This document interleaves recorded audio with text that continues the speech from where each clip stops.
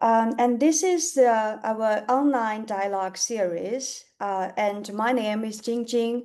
I'm associate professor at Faculty of Education, East China Normal University. I'm doing sociology of education and policy sociology. And today we are very pleased to have Professor Volker Wedekind, who is Dean of the School of Education at University of Nottingham.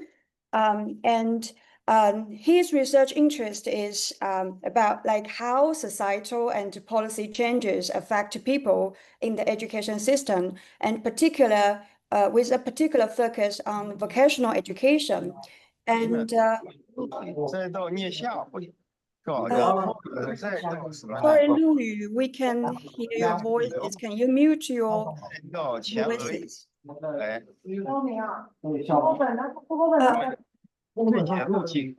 Sorry, 陆宇 一定要把它处理出来，用头呢把它画成。Hi, sorry, 陆宇。不行啊，那就不讲了。陆宇。Okay, we are shift now. And Professor Volker Wedekind is the convener of UNESCO and UNIVOC Center in Nottingham, and also he's actively involved in the UNIVOC network at UNESCO. And also Professor Wedekind also works as associate editor of two journals. One is International Journal of Training and Development, and the other is Pedagogy, Culture, and Society. And today he's going to share his thoughts and research on the topic, education and the world of work, exploring the complex interplay between education, economy, and society in the 21st century. And after that, we have two discussants to join the dialogue. The first discussant is Dr. Han Xiao, who is assistant professor from Education University of Hong Kong. Her research interest is critical policy analysis, international education, and sociological theories in educational research.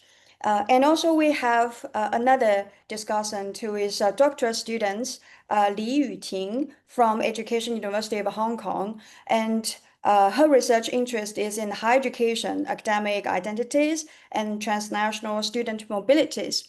So we can see the overlap between, the research interest between the lecture discussant and myself. So I believe we will have like a pleasant discussion dialogue this afternoon. And now let's welcome Professor Volker Wedekind to have this lecture. Great. Thank you very much. And it's a great pleasure to be here.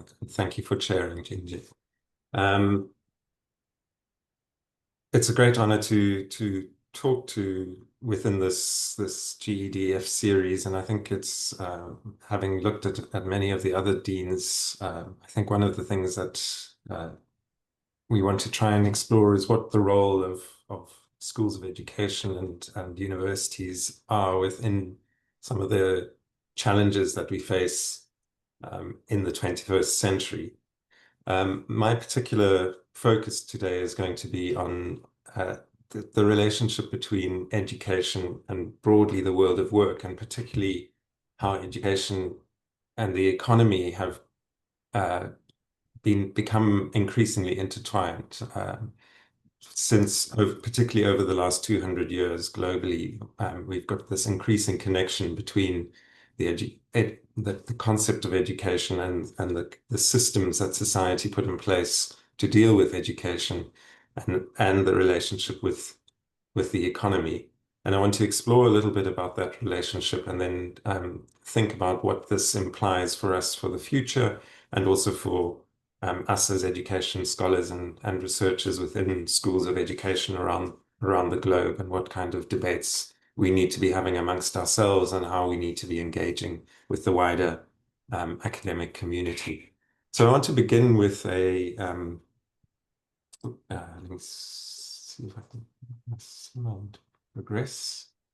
I want to begin with a slide from the 1970s, which many of you probably won't be able to read because most of it is in the German language, but it's from a cartoonist called Gerhard Seifried, and it was called Welcome to the Machine.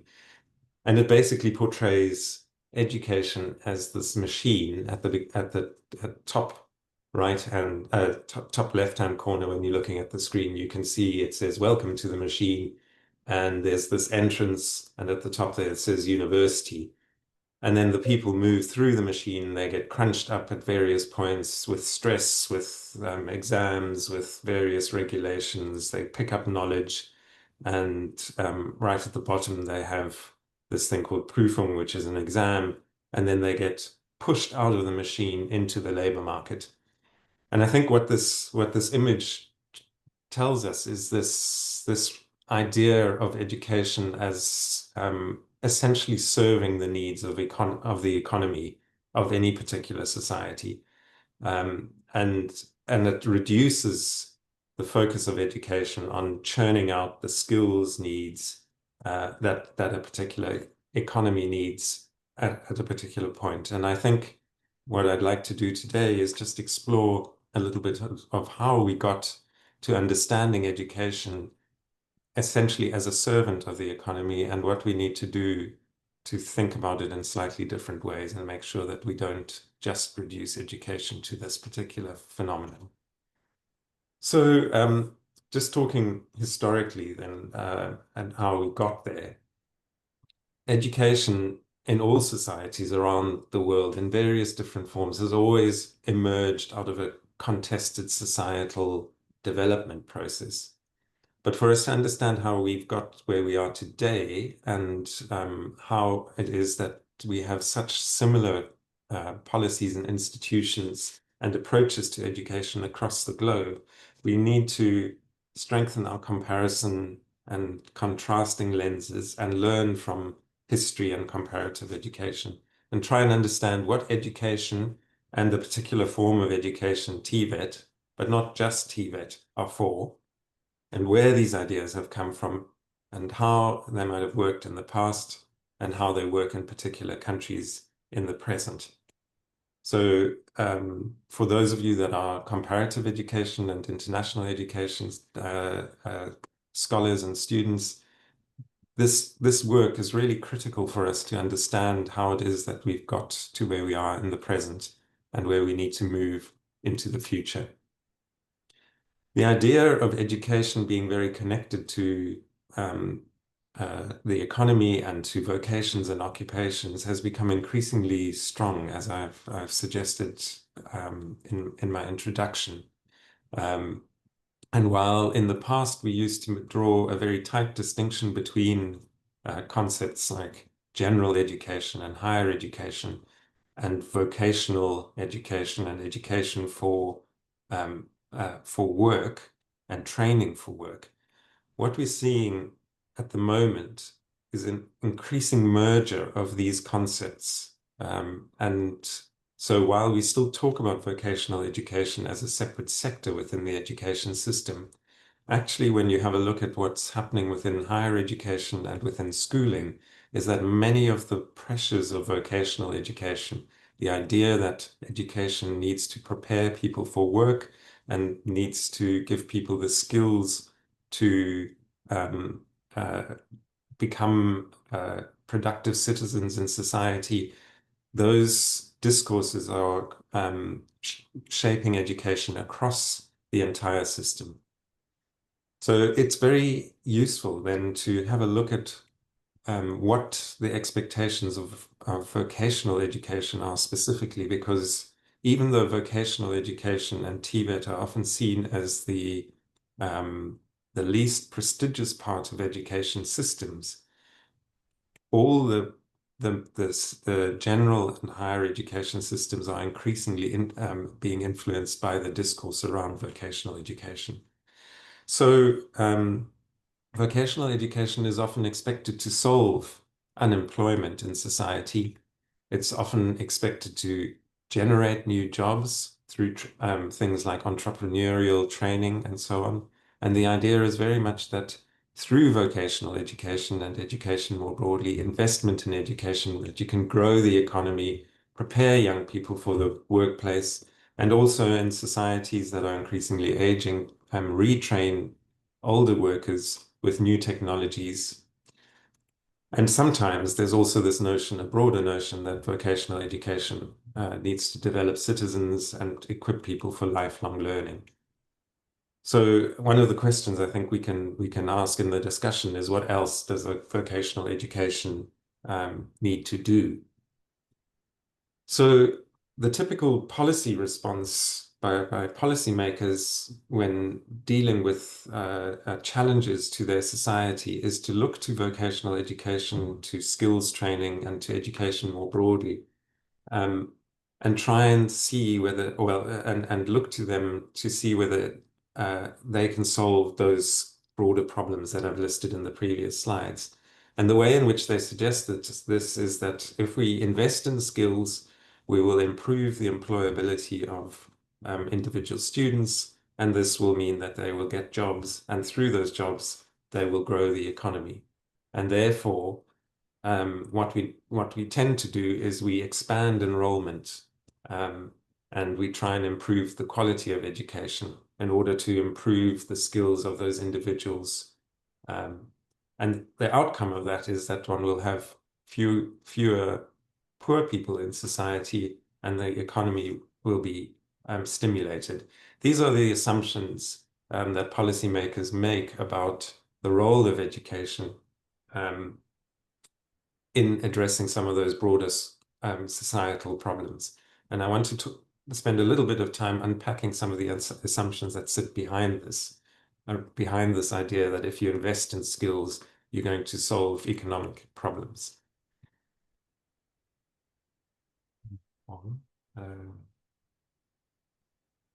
So a lot of these assumptions sit within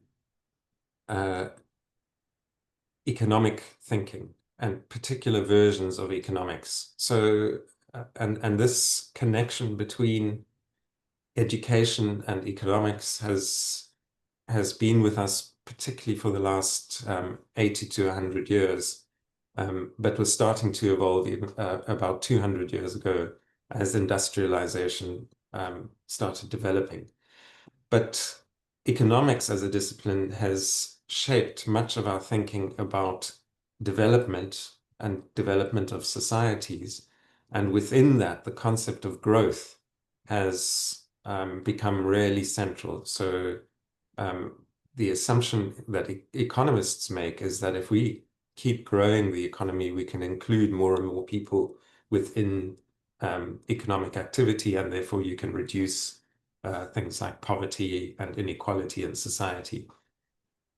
This idea is really, really problematic for many reasons, and increasingly we're seeing economists themselves moving away from this concept. So the classic economic thinking is that basically it assumes that people are like machines in the way in which I presented it right at the beginning.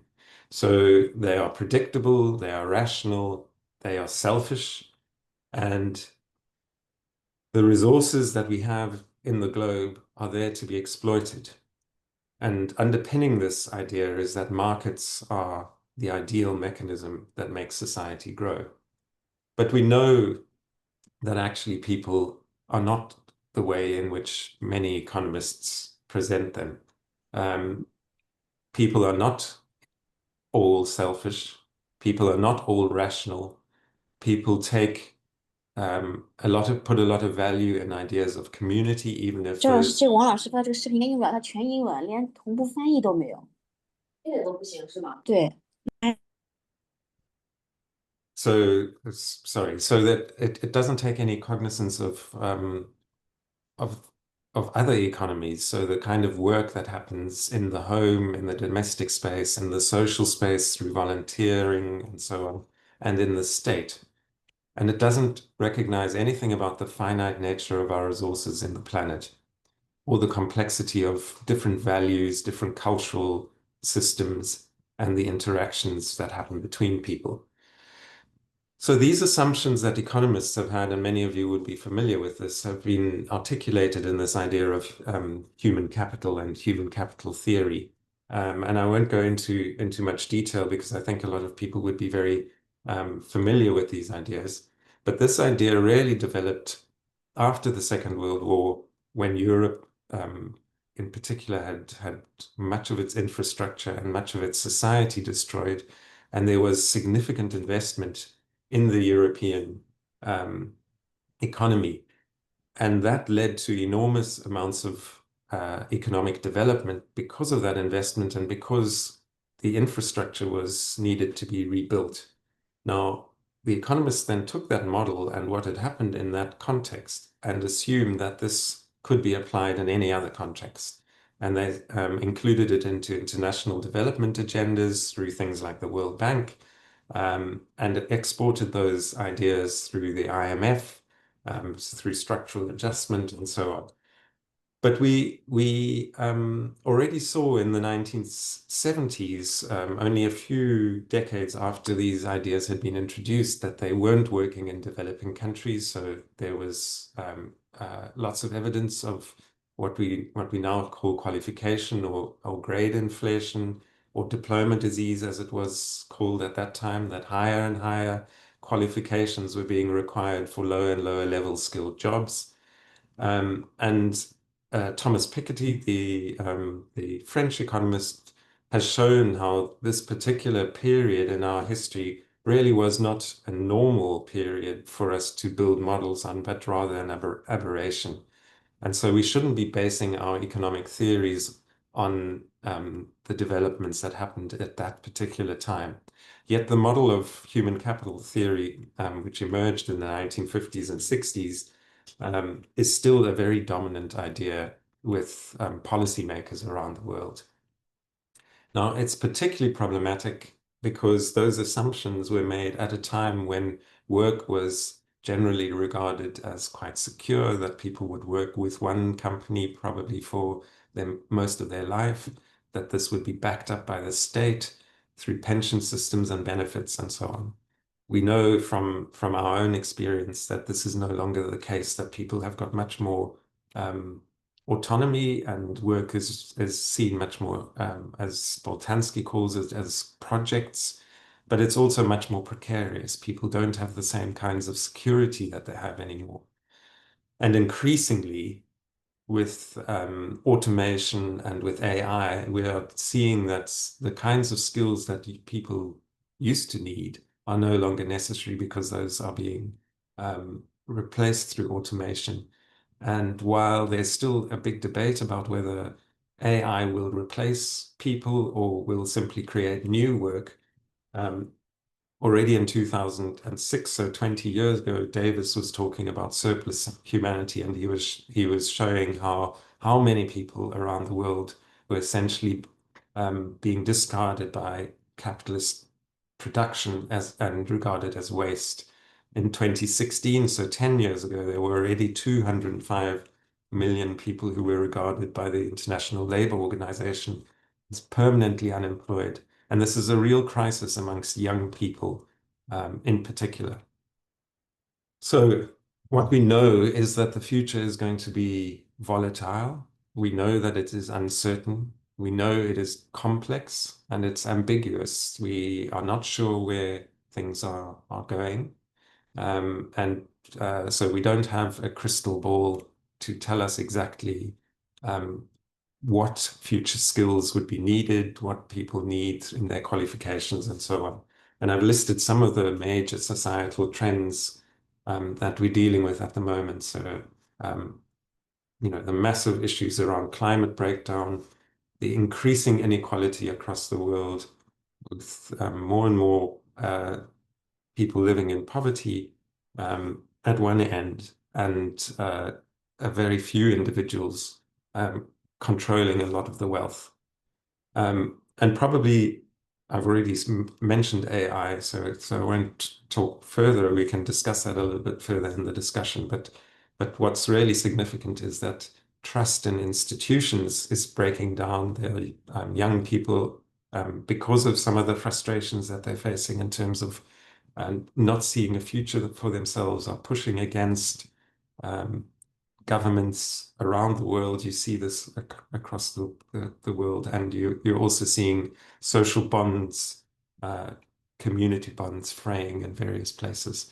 So quite significant challenges. And for young people, these challenges are the most acute. And that links to questions of qualifications, but also particularly post-COVID, mental health issues around trauma, loneliness, sense of lack of identity. But that's not to say that young people don't have strong civic engagement. We see that in terms of politics, in terms of engagement with issues around mental wealth and societal concerns. So there is agency. It's just a question of where people direct that agency. So what we have is a schooling system, and I'm going to go through this really quickly so that we don't lose out on discussion time. But a schooling system that's essentially 200 to 250 years old. The models that we've inherited from the previous generation look surprisingly similar. So if you were to go back 200 years, most things would be very different in our societies. But if you were to go into schools, you would immediately recognize them. People would be sitting with a teacher, and sitting in desks and so on. These schools really emerged at a time when the nation state was starting to assert its control. We were dealing with industrialization, urbanization.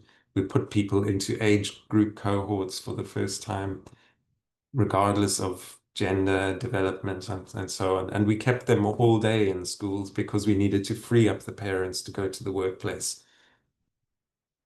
This is often very boring for young people. It's frustrating, and it doesn't actually deal with the kinds of skills that they might need for the future. So we need to start thinking about how we shift schooling and how we disconnect it from some of the traditional processes that resulted in this particular model of education that we're dealing with. So there's philosophical work for us to do, but there's also thinking about different models, different ways of learning, and how we develop that. So what does all of this mean for education, schools at research-intensive universities? I think we see within higher education across the world, there's increasing pressures to deliver measurable outcomes. We're constantly ranking ourselves, ranking institutions, measuring each other. PISA, the students are being ranked, national systems are being ranked, and this links to marketization, competition. At the same time, we're seeing globally a decrease in funding to education at all levels of the education system, and increasing pressures to standardize. At the micro level within classrooms, and that we see a massification of education across the system, more people going to university than ever before. And that's pushing out more graduates at undergraduate and postgraduate level into the labor market when there are no jobs or there aren't enough jobs to absorb all of those people. We see a lot of pressure on the education system to embed skills, to link vocational skills and make sure that people leave with a curriculum that's relevant for employers and the workplace. What I'm arguing is that we need to reclaim education as a good in and of itself, rather than just a service to the economy. We need to theoretically and empirically draw on our different traditions, our different cultural traditions, and bring those into a dialogue to try and engage with a wider debate that says education and the educational process is not just about equipping people to be efficient workers in the workplace. That's not to say, obviously, that people don't need the skills in order to do the work, But the reality is that all the educational research around learning and so on would suggest that we can equip people in much less time than we currently push people through that education system. We have also in our toolbox as educational researchers, and I'm glad that sociologists of education are in the room, they might recognize some of these titles. Going back in the history of this field there, and I've only taken a few titles there that are particularly famous, but we've got studies in the past that looked at the way in which education reproduced society, looked at education reforms and the ways in which our systems service particular interests within the economy, and suggested ways in which, such as Ivan Illich's deschooling society, ways in which in the 1970s already critiquing the ways in which the education system was not serving the needs of young people in the system, but rather serving the needs of the economy. We have people doing that sort of work in various places, and the death of human capital, for instance, is one such study. But there's a lot of that work happening. But I think we need to be much more engaged with critiquing what is going, and publicly engaging with society, so that this idea that education is simply about investing in skills is shifted. I think we need to be arguing that education is much more, it does include the sorts of things that people talk about: critical thinking, creativity, 21st century skills, yes, but it is also about things like building young people to have courage, to have compassion, to have the skills of conflict resolution, rather than just getting into echo chambers where they're arguing against each other, building capabilities, giving people the content that they need, the knowledge and the skills, but also education as a coaching process, education that takes people back into nature, into their environment, and makes them appreciate those spaces. I was playing with a whole lot of C's there, you can see, so apologies for some of those ideas, but I thought we could expand this idea of 21st century skills just being about the 4 C's, and say that there might be many other C's to include. So I'm going to stop there. I think that I hope that that's prompted some thought, but also provides a basis for some discussion. Thank you very much. Okay, Stop thank sharing. you. Okay, thank you, Professor Wedekind, for your thought-provoking sharing. I think maybe I can take the privilege as a moderator and to ask questions about your the slides. And I think it's very interesting. You mentioned that it is problematic if we can only see the purposes of education from economic perspective, and we need to restore the educational traditions, and also maybe the social science or sociological or other perspective to see the education.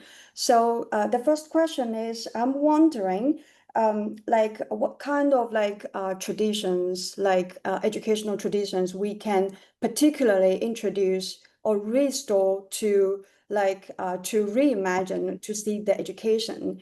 And also, I think it is important you mentioned that we should train students critical thinking, the collaboration, skills, what are called the 21st century skills. But we can see the international organizations, for example, the OECD is shifting to focus on social emotional skills.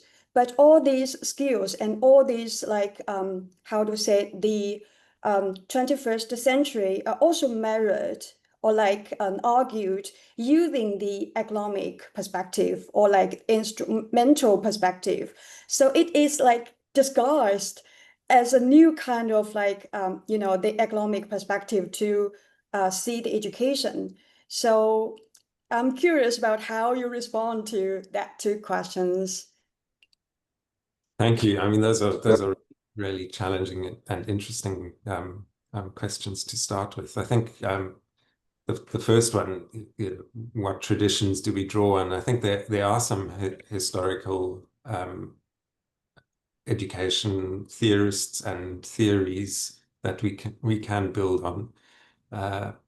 So I think we do need to draw on the critique, but if we don't have a response as to what the alternatives are, if we're just saying this is wrong, but we're not able to say how it should be, I think that we'll never be taken seriously. So I think that is a real challenge. So when I had some of those old sociologists of education like Bowles and Gintis and so on, and Paul Willis, it was very clear what the critique was. It was much less clear what the alternative was. And I think to think about that is one of the challenges that we need to move forward with.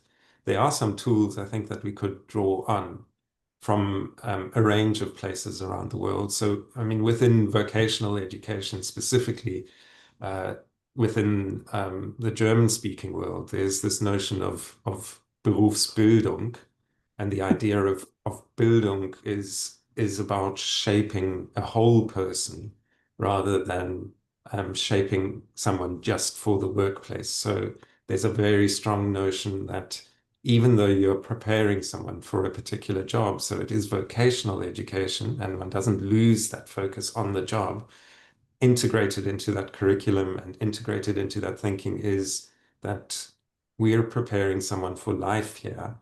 And so life includes questions around citizenship, around thinking about environmental consequences of the work, all of those sorts of things, but also thinking about you as a person and how you interact with other people, so social skills and so on. So that tradition, I think, would be one that one could look to, and looked at some of the theoretical resources that come with that.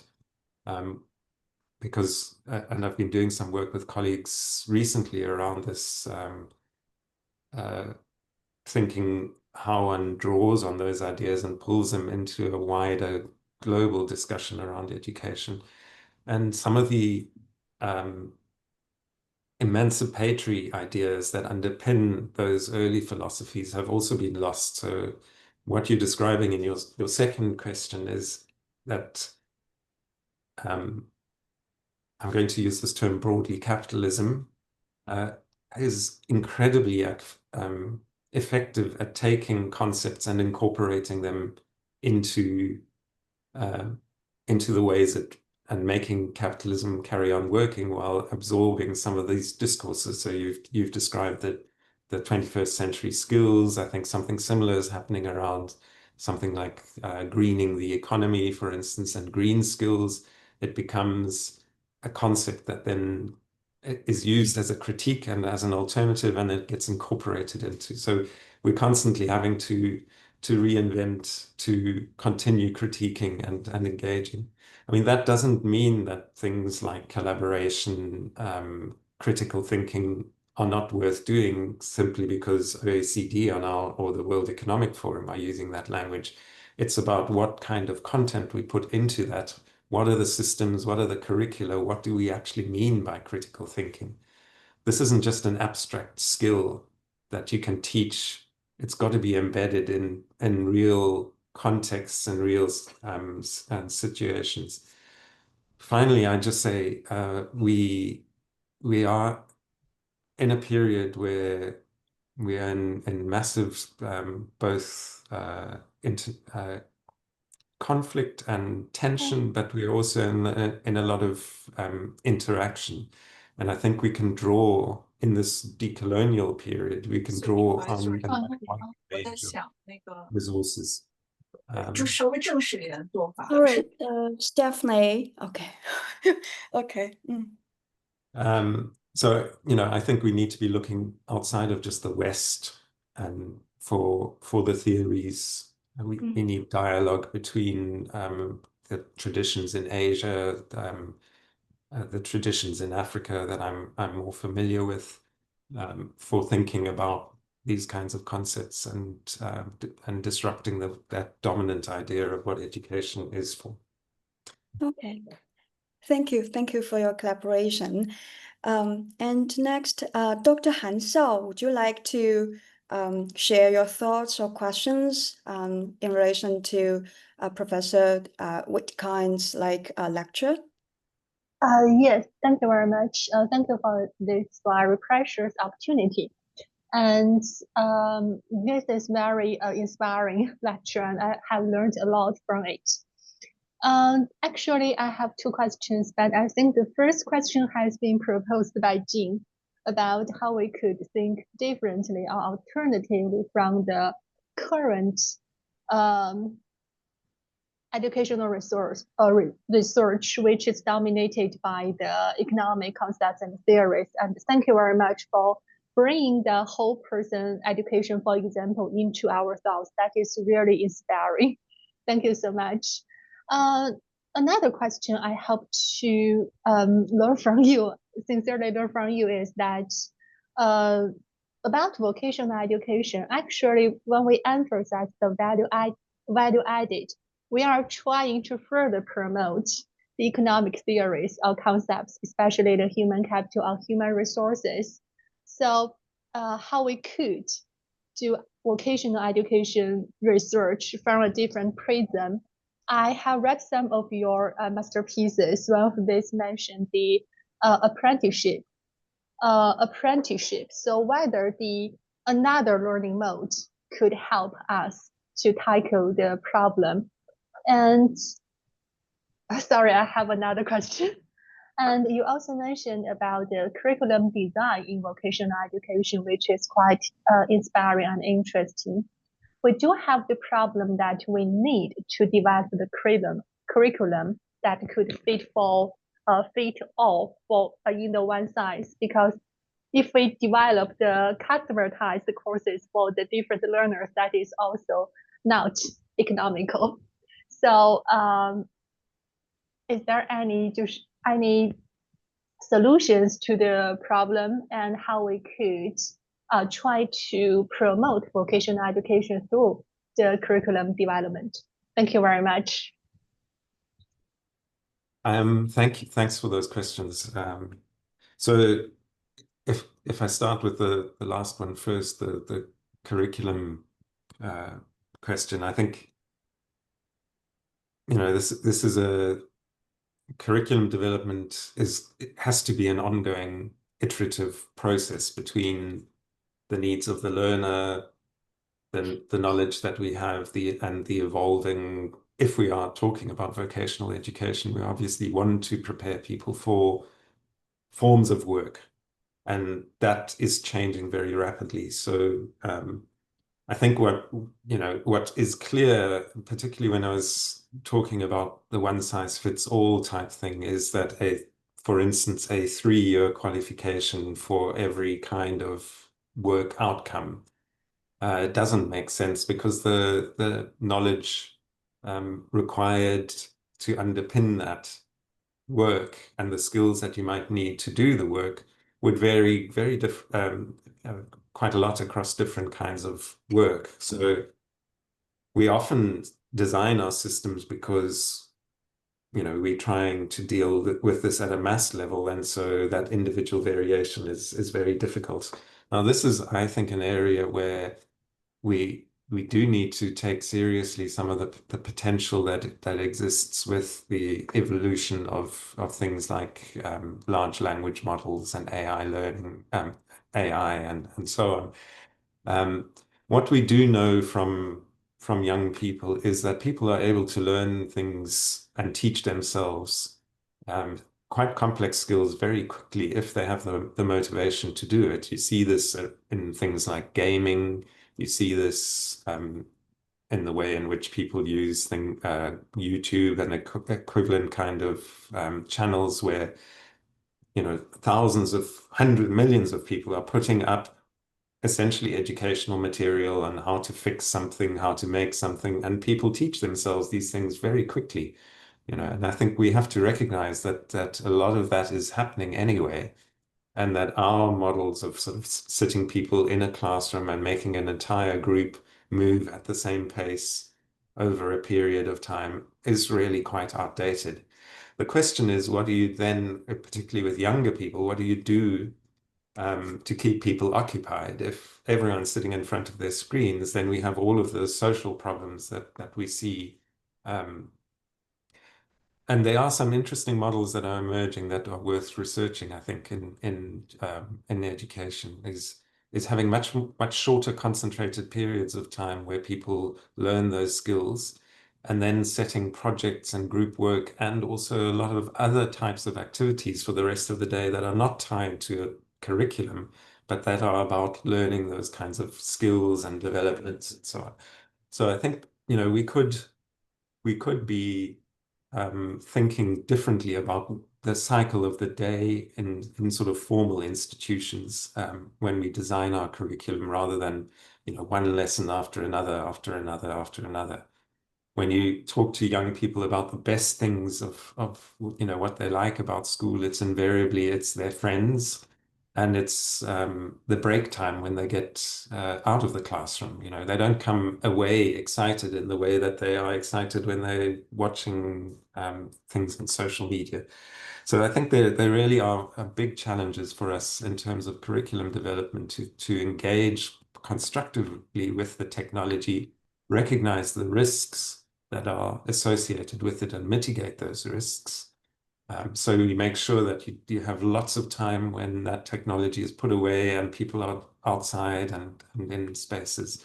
But that, you know, when they are motivated, they have the space and the time to learn in the ways at the pace that they want to move. I think apprenticeship is just coming back to your first question, I think, you know, apprenticeship is probably the oldest form of education that we have. You know, this is the way in which, as societies, when societies started using tools and started passing on knowledge, that's how it was done, either within the family or within a community. That as a young person, they would watch a master, and they would pick up those skills and they would be taught. And I think that there is still value in that model. And that's something that I would say we need to be looking at modern forms of apprenticeship, but that relational aspect between the person who is or has already mastered that work and the person who's learning that work is really an important one, and is one where I think, and I didn't say this in the presentation, but I think one of the things that we do need to do is to push the challenge of workplace education out of the responsibility as not only sitting with education institutions or vocational colleges for dealing with that we send students and that they are then expected to learn something in the workplace. It's really important that the workplace itself recognizes that they have an educational responsibility. And the best industries and companies do that. But a lot of places say this is not our priority. We expect a work-ready graduate from university or a college. We can never produce people who are work-ready. They only become work-ready in the workplace. And so what the curriculum is in the workplace, including that master-apprentice relationship, is really a key thing for us to understand and explore and push back on. Thank you very much. Okay, Yuting, would you like to share your questions and your thoughts? Okay. Okay. Okay. Hi, Professor Volker. Thanks for your insightful presentation. And I have a question, was that because I see now more and more the country and all regions have emphasizing the importance of vocational education, and they want to revitalize the economy. I think this is not the best thing, but I also see that the humanities education is lacking. I see the purpose of our education should not be just to train workers, but to focus on the development of the whole person. And I also learned from your presentation, because I know that the young people around the world, they are facing more and more challenges, because some of the frustration that they are facing in terms of not seeing a future for themselves or pushing against. So many young people will suffer from like mental health or other thing else.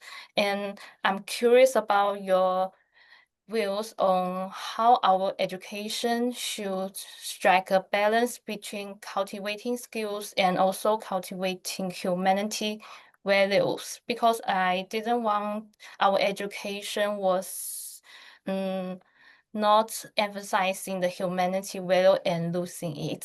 Thanks for your answering. Thank you. Thanks for that question. I mean, I think there are a number of different responses. And the one, if you look at these so-called 21st century skills, these are exactly the skills that the humanities teach.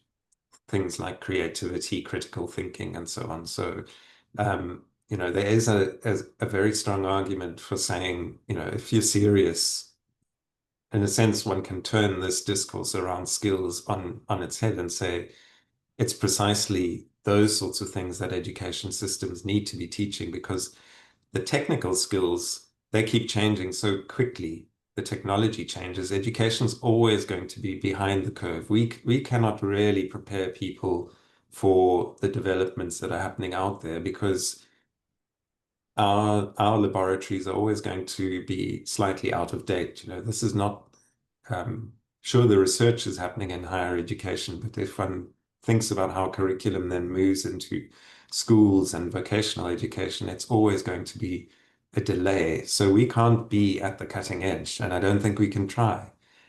We don't. That's not our role. Our role is to prepare citizens who have the skills to learn and to equip themselves.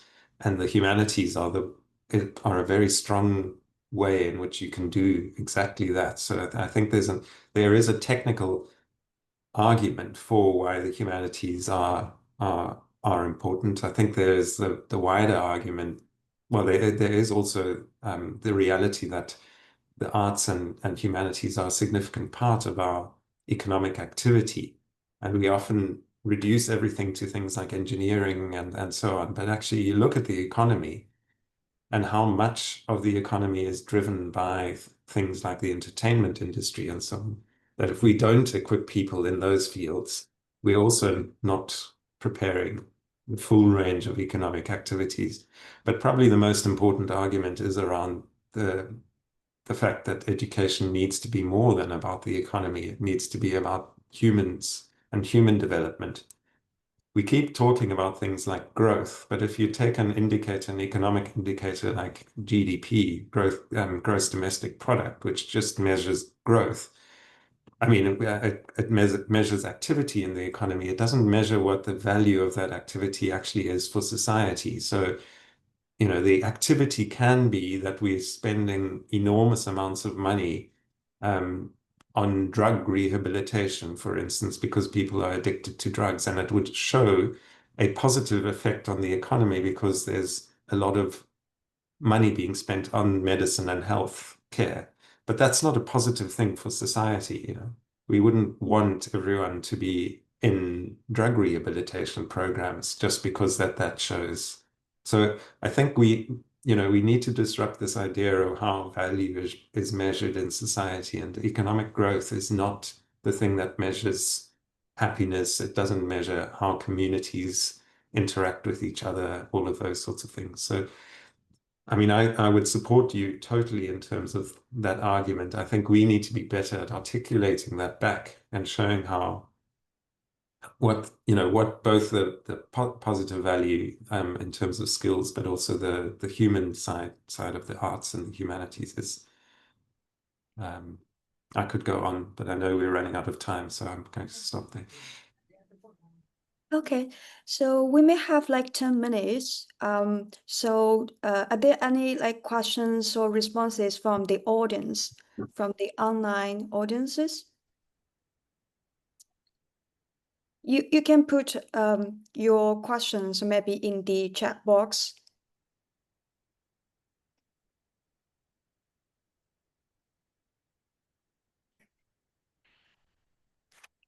Okay, so I may have another question for Professor Wedekind. I noticed you are a convener of UNESCO and EdUHK Center in Nottingham, and you're actively involved in the EdUHK network.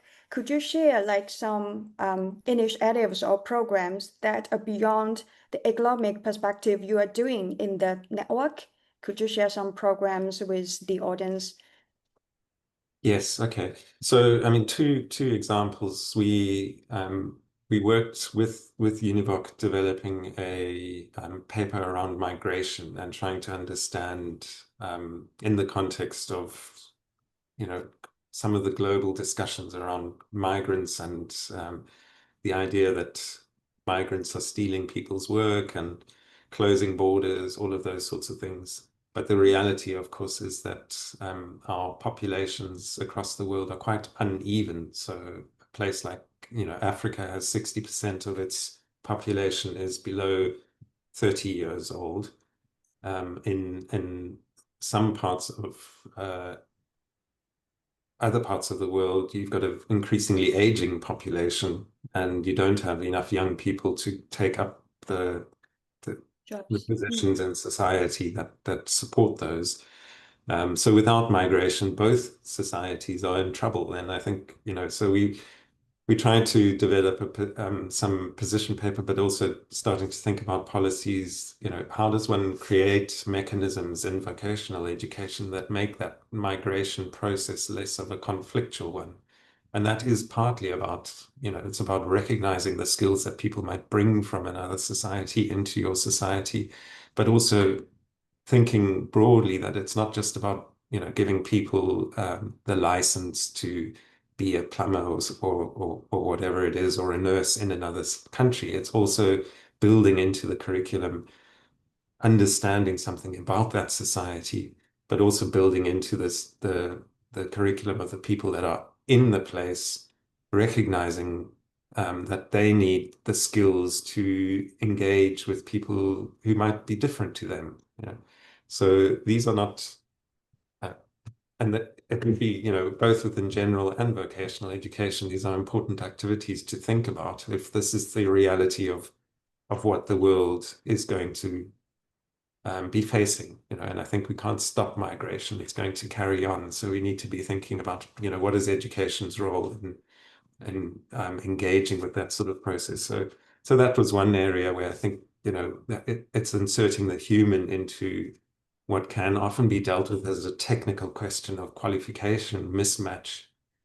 It's not just about the mismatch of qualifications, it's also about people and communities. Just last week, we had EdUHK centers from Chile, from Jamaica, from South Africa, from Australia here in Nottingham. And we spent 3 days together working on helping colleges to map out their relationships with the local economy and businesses. And again, thinking about what other forms of activity, what is happening in those spaces that's not just about the firms and the jobs, because young people coming through vocational institutions are not all going to find work. So usually the answer is, well, they need to make their own jobs, which is about entrepreneurship and that. But there's a lot of work happening. People are actually doing things. They're volunteering, they're working in their communities, they're caring for their older members of their family. So there's lots of skills that people need. And as vocational institutions, I think we need to be thinking about the nature of work more broadly. And in that work, we've been talking about how do we help colleges and universities, higher education institutions to shift their thinking around employment and what people do, to thinking more about different forms of work that might be hopefully are paid, but are not always paid in all instances. But people still need those things recognized. They need them valued. They need to understand that they're contributing to society. You know, when they are looking after someone who's old or unwell, that's a contribution to the community as a whole. It's not being unemployed as if you're not of any value. And I think that both of those bits of work that we're doing through EdUHK hopefully are starting are ways in which we can engage in some of these debates quite practically around practical issues.